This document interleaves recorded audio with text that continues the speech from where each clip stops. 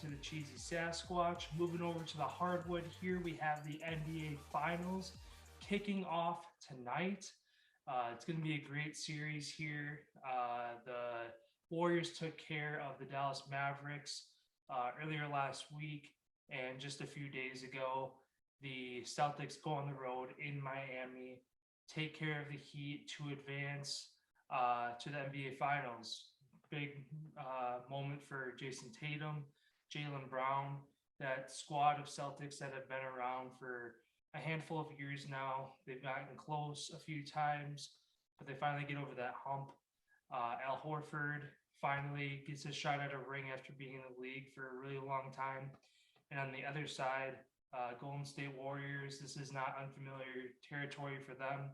As we all know, they went on an impressive run, winning 3 rings in 4 years, 2 of them back to back, obviously.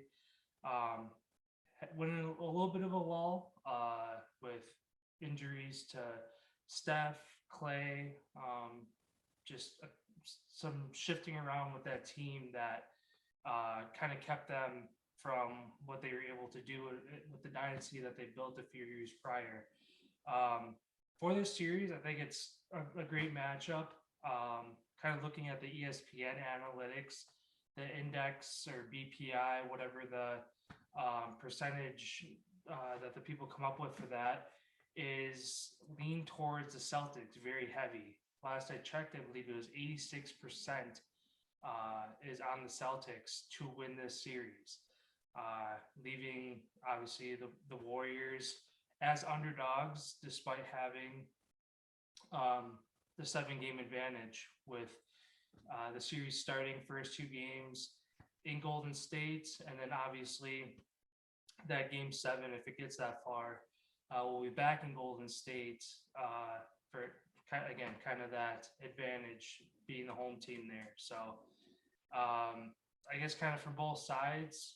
In the East, Celtics obviously great defense, timely offense with, again, Tatum and Jaylen Brown.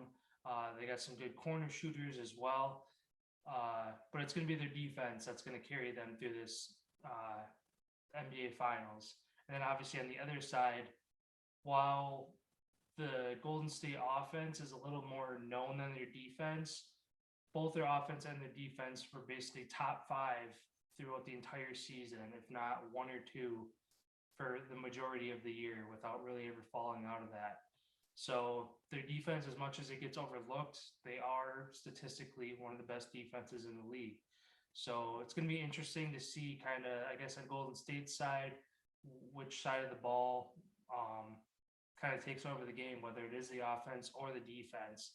And I guess kind of getting to a prediction here.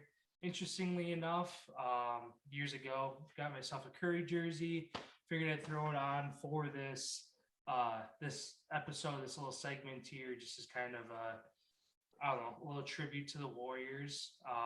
Even though, I mean, being a Bucks fan, being from Wisconsin, it's kind of, I guess even in football too, in the Super Bowl, if the Packers aren't in it, usually I'm rooting for the NFC team, where in the NBA, kind of the same thing. Bucks are from the East. Usually whoever makes it on the Eastern Conference Finals, I think there's kind of who I get behind. In this case, I think while the Celtics, I mean, being heavily favored, more defense, they had a tougher road, arguably, to get to the finals than the Warriors did. Nonetheless, it's a long road through the playoffs, no matter what way you look at it, to where I'm kind of leaning towards the Warriors in this one.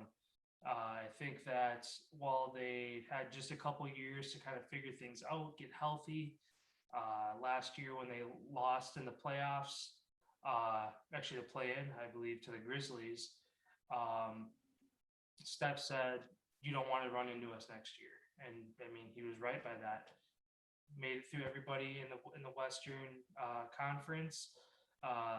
Basically second best record in the West behind the Suns all season. And I think that they're able to get this done either in game 6 or game 7.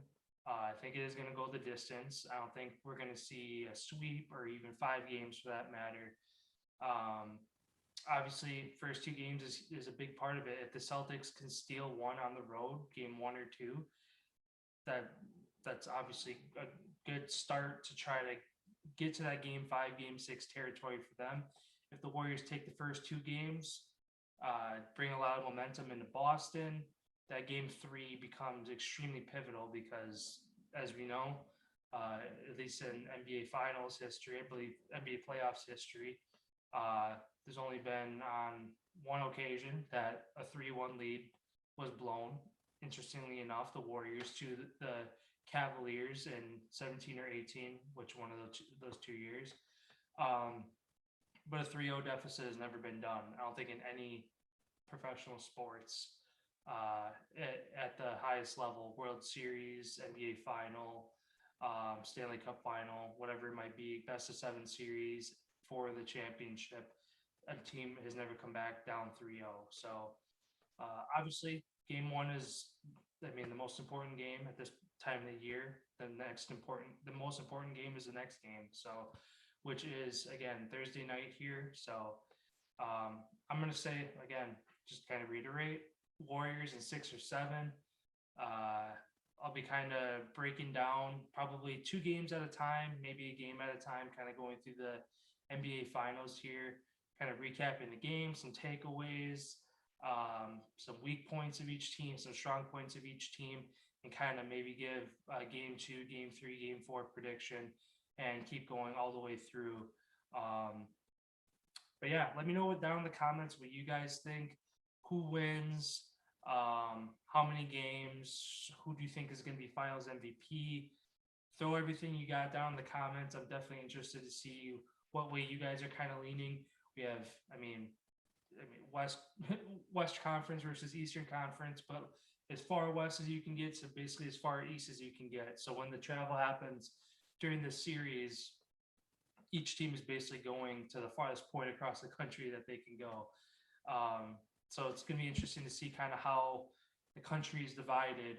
I'm sure there's going to be East Coast teams that can't stand Boston, so they're rooting for the Warriors, and then vice versa. So we'll see. But yeah, let me know down in the comments what you guys think. Drop some predictions. As always, feel free to like the video. Check out all my other videos as well. Doing some NFL segments. Going to be jumping into the NHL a little bit more as the Stanley Cup Final comes closer. So a lot going on right now this time of year. It's going to quickly come to an end once basketball and hockey are both done. It's basically golf, baseball, and then kind of training camp for football kind of being close after that as well. So appreciate you guys all stopping in. Again, feel free to check out my videos, and I'll see you next time.